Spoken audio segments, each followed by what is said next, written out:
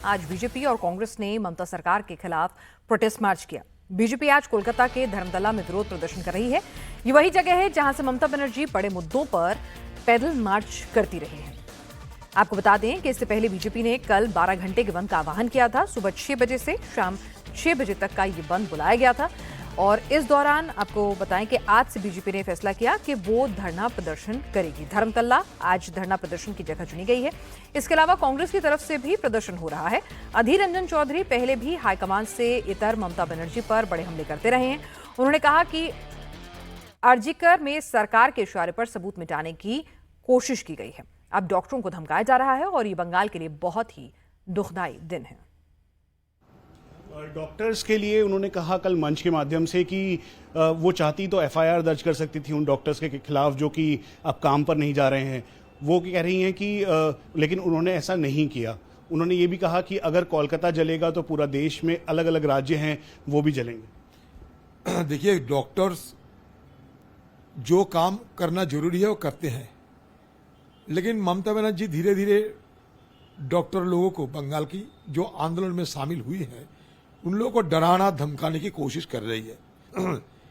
और इसके साथ साथ बंगाल के आम लोगों के साथ, जैसे कि मान लीजिए बहुत सारे मरीजों ने हॉस्पिटल में आते हैं, ओपीडी में आते हैं, इन लोगों के साथ डॉक्टर को एक टकराव की स्थिति पैदा करने के लिए ये कोशिश कर रही है। ठीक नहीं, क्योंकि डॉक्टर शांतिपूर्ण तरीके से आंदोलन कर रहे हैं, लेकिन वो डराना चाहते हैं, धमकाना चाहते हैं, क्योंकि जुलूस निकालते हैं, रोजाना सरकार के ऊपर ये दबाव डालते हैं कि जो दोषी हो, ये दोषियों को आप हिरासत में लिया करो, हमें न्याय दो, इंसाफ दो।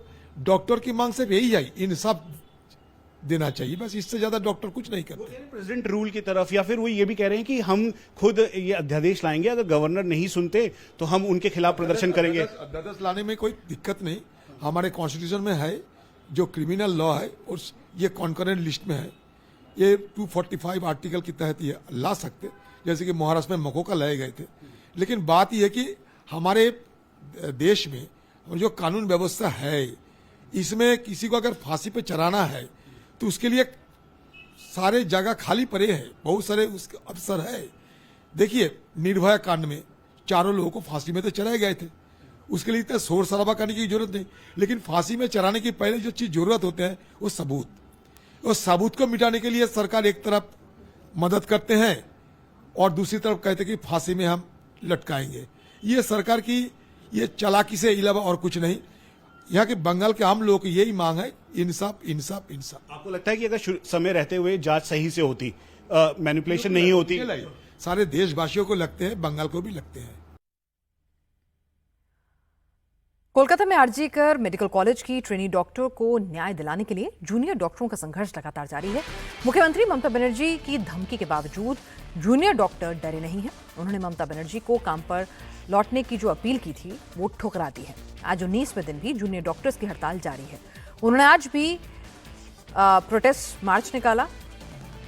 जूनियर डॉक्टर बंगाल सरकार से सुरक्षा की मांग कर रहे हैं। वहीं ममता ने जूनियर डॉक्टरों को धमकी देते हुए कहा था कि अगर वो हड़ताली डॉक्टरों के खिलाफ एफआईआर दर्ज कराती हैं तो उनका भविष्य खराब हो जाएगा।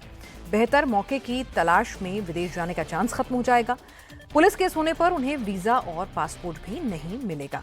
तो आप देखिए कि किस तरह से ममता अपील कर रही थी, छात्रों का दर्द समझ रही थी या फिर छात्रों को धमका रही थी कि देखिए अगर पुलिस एक्शन होता है तो आपको क्या कुछ सैक्रिफाइस करना पड़ सकता है। सवाल यह है कि जूनियर डॉक्टर जो हैं वो अब मामला सुप्रीम कोर्ट तक भी पहुंच चुका है। मामले की जांच सीबीआई कर रही है और जिस तरह से अब सड़कों पर प्रदर्शन हो रहा है, पूरे देश का उन्हें साथ मिल रहा है, तो जूनियर डॉक्टर क्यों नहीं अब काम पर लौट रहे हैं? क्या उन्हें भरोसा नहीं है या फिर किसी तरह का कोई डर है कि अंदर अगर वो आरजीकर अस्पताल में जाते हैं तो उनके साथ किसी भी तरह से कोई प्रेशर पॉलिटिक्स हो सकती है? इस बीच एक और बड़ी खबर आ रही है। कोलकाता के आरजीकर अस्पताल से सीबीआई की टीम आरजीकर मेडिकल कॉलेज के शवदाह गृह पहुंची है, जहां ट्रेनी डॉक्टर का पोस्टमार्टम हुआ था। वहां ड्यूटी करने वाले अधिकारियों और डॉक्टरों से सीबीआई अब पूछताछ कर रही है। सीबीआई की जांच लगातार जारी है और अब यहां पर जांच में अहम कड़ी, जिन डॉक्टर्स ने पोस्टमार्टम किया था उन्होंने क्या कुछ अपनी फाइंडिंग्स में पाया और क्या कुछ वो बताएंगे, क्या कुछ वो बयान देंगे, पूरे घटनाक्रम के तार जोड़ेंगे और कॉन्ट्रडिक्शन तो नहीं है, तमाम चीजों में ये भी पता लगाने की सीबीआई कोशिश करेगी। आरजीकर मेडिकल कॉलेज में डॉक्टरों की हड़ताल 19वें दिन भी जारी है। कॉलेज के गेट पर पुलिस का पहरा है। सुरक्षा के लिए केंद्रीय बलों की भी तैनाती कर दी गई है। आरजीकर में करप्शन के मामले में सीबीआई पहले ही केस दर्ज कर चुकी है। अब ईडी की भी एंट्री हो सकती है। हमारे संवाददाता मनीष प्रसाद की आरजीकर अस्पताल से रिपोर्ट देखिए। जूनियर डॉक्टर्स की मांग बिल्कुल क्लियर है कि पीड़िता को इंसाफ मिले और उनको सुरक्षा मिले, तभी वो काम पर वापस लौटेंगे। हालांकि मुख्यमंत्री ममता बनर्जी ने इसका आह्वान करते हुए कहा है कि डॉक्टर्स के ऊपर वो कंप्लेंट और एफआईआर नहीं करना चाहती ताकि उनका भविष्य खराब ना हो। डॉक्टर से अपील है कि वो वापस अपने काम पर लौटें, लेकिन डॉक्टरों ने दो टूक शब्दों में इसमें क्लैरिटी दे दी है। वहीं दूसरी तरफ आईएमए ने एक बड़ा फैसला लेते हुए डॉक्टर संदीप घोष की जो सदस्यता है आईएमए के साथ उसको रद्द कर दी है और इसको देखते हुए अब यहां पर उनके ऑफिस के बाहर हाई सिक्योरिटी तैनात कर दी गई है। इसी के सेकंड फ्लोर पर उनका ऑफिस है। यहां पर सीआईएसएफ और कोलकाता पुलिस के जवानों को तैनात किया गया है। उनके ऑफिस के बाहर बहुत सारे पोस्टर्स लगा दिए गए हैं। कहा है जस्टिस चाहिए, न्याय चाहिए, पीड़िता के लिए इंसाफ चाहिए। सीबीआई इस पूरे मामले की जांच कर रही है, तो एनफोर्समेंट डायरेक्टरेट ने भी इस मामले को आगे ले जाने का, ताकि जो इस हॉस्पिटल और मेडिकल कॉलेज के अंदर अनियमितताएं हैं उसके खिलाफ वो जांच कर सके, इसकी तैयारी कर ली है। इस समय ओपीडी और इमरजेंसी सर्विसेज जो सीनियर डॉक्टर्स हैं वो इसको देख रहे हैं, लेकिन जूनियर डॉक्टर्स पूरी तरह से स्ट्राइक पर हैं और आज ये 19वां दिन है।